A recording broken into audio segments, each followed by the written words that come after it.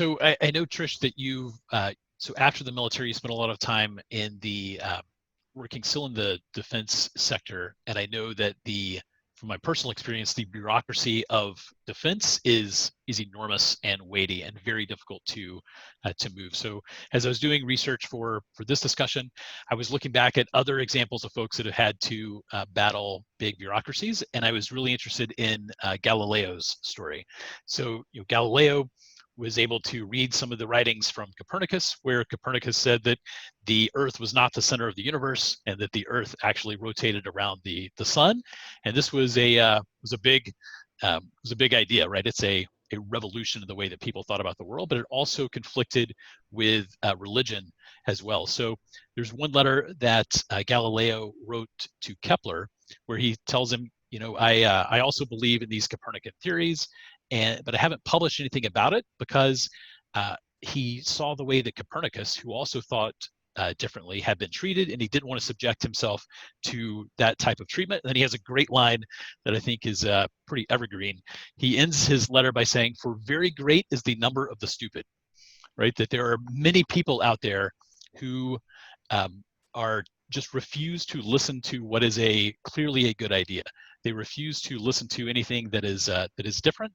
And in fact, Galileo was was put on trial by the Inquisition, and he died alone in a farmhouse. His contemporary at the time, Giordano Bruno, had another great quote that says that the truth doesn't change because it is or is not believed by the majority of the people. So in your experience, trying to innovate, trying to move organizations, what has been the type of resistance that you came up against, and sort of how did you continue through that? We've got some folks on the call that have shared some work backgrounds with me where I've worked for some really tough people, and they didn't value ideas from people unless they were coming from the people that they saw as the idea generators. So if you walked into the room and said, "Hey, I've got a great idea, we can do this better," or maybe we should stay out of this business and get into that, unless you were the person that was designated as someone who could speak with that kind of authority, your ideas weren't received.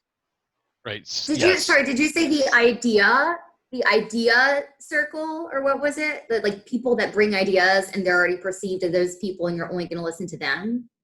Right. So, some organizations have a hierarchy, and it could be formal or it could be informal, could be a mix of both, where there are people that are allowed to sit at the table and say, "I have an idea."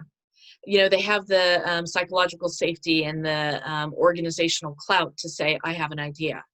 And then I was that person who would come in the room and say, "I actually have an idea." And I get a lot of crossed arms and furrowed brows, like, who gave you permission to have an idea? And it was kind of one of those things, and it was almost that I didn't know that I wasn't authorized to have ideas, so I just brought them anyway. I just brought them anyway.